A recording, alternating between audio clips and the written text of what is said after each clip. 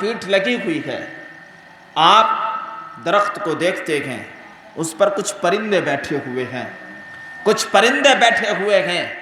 حضرت ابوبکر صدیق نے دیکھا کہ یہ پرندے اپنی مرضی سے یہ کبھی تو ادھر بیٹھتے ہیں تو کبھی دوسری طرف بیٹھ جاتے ہیں، پھر یہ یہاں سے اڑ کر دوسری جگہ بیٹھ جاتے ہیں، پھر وہاں سے اڑ کر دوسری جگہ بیٹھ جاتے ہیں۔ ان کا معاملہ یہ ہے کہ انہیں کھانے پکانے کی کوئی فکر نہیں، انہیں اپنے انتظام کی کوئی فکر نہیں، اور ان سے حساب اور کتاب بھی نہیں لینا۔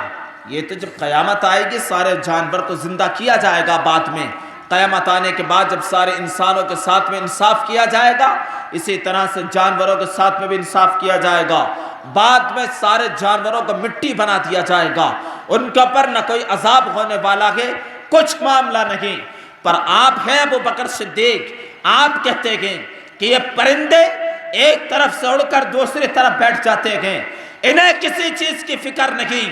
پر ایک انسان ہے، اس کو یہ بھی پتا ہے کہ میں مر کر کے قبر کے اندر جاؤں گا، اپنے آقا کو چہرہ بھی دکھاؤں گا، منکر نکیر بھی قبر کے اندر آئیں گے اور مجھ سے سوال اور جواب بھی کریں گے، اور انسان کو پتا یہ بھی ہے کہ وہاں پر اگر جیسا اعمال ہوگا اسی کے ساتھ اسی کے اعتبار سے اس کا معاملہ اور حشر ہوگا۔ یہ سارے نظریہ رکھتے ہوئے حضرت ابوبکر صدیق رضی اللہ تعالی عنہ رونے لگتے ہیں، کہتے ہیں کسی نے آ کر کے کہا ابوبکر کس بات نے رلا دیا، کس بات نے رلا دیا؟ یہ آنسو آپ کی آنکھوں سے ٹپک رہے ہیں، کس وجہ سے آ رہے ہیں؟ کہا کہ آج میرے پرندوں کو دیکھ کر کے غور کی کہ انسان کا قدم ایک کوئی معمولی قدم نہیں ہوتا، انسان اگر چلتا ہے تو اپنے قدم کو دیکھ کر کے رکھے کہ میرا قدم حرام کام کی طرف تو نہیں جا رہا ہے، یہ میرا ہاتھ کسی حرام کام کی طرف تو نہیں بڑھ رہا ہے، یہ میری آنکھیں حرام کام کی طرف تو نہیں جا رہی ہے۔ اللہ اکبر! آپ اندازہ لگائیں کہ جس کی شان اور عظمت یہ ہے کہ انبیاء کے بعد جس کا رتبہ یہ ہے کہ تمام صحابہ سے افضل ہو، تمام کائنات سے افضل ہو، اس ابو بکر کو موت کا کتنا خوف ہے، اس ابو بکر کو اپنی آخرت کی کتنی فکر ہے، اور ہم نے اپنی زندگی کو یوں ہی گزار دیا، ہم نے اپنے آنے والے کل کی کوئی تیاری نہیں کی۔ آئیے ایک معاملہ رکھتا ہوں، حضرت عمر فاروق اعظم رضی اللہ تعالی عنہ ہیں، یہ بھی ہمارے نبی کے سسر ہیں، دوسرے خلیفہ ہیں۔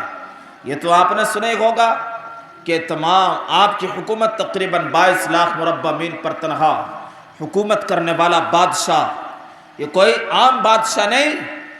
آج کل اگر کوئی منتری بن جائے، پردھان بن جائے، غریب لوگ کانپتے ہوں گے، پر دل میں کسی کا خوف نہیں ہوتا۔ پر حضرت عمر کون ہیں؟ میرے نبی نے فرمایا کہ عمر جس گلی میں قدم رکھ دیتا ہے شیطان اس گلی میں بھٹکتا بھی نہیں۔ یہ ہے حضرت عمر فاروق اعظم، کیا شان ہے حضرت عمر کی۔ میرے نبی نے فرمایا کہ اگر عمر کی توصیف اگر جبرائیل اگر 950 سال تک بیان کرے، 950 سال تک بیان کرے جبرائیل عمر کی تعریف، تو عمر کی شان بیان نہیں کر سکتا۔ جبرائیل یہ تمام فرشتوں کے سردار ہیں، جس نے آدم سے لے کر ہمارے نبی تک جس نے تمام انبیاء کی زیارت کی، یہ ہے حضرت جبرائیل۔ میرے نبی نے فرمایا کہ عمر وہ ہے کہ جس نے آپ نے جو حکومت کی تو آپ کا جو دریا نہیں چلتا تھا، میرے حضرت عمر فاروق اعظم نے پیغام بھجوایا، قاصد سے کہا کہ جاؤ اس دریا سے کہنا کہ عمر کا پیغام آیا ہے۔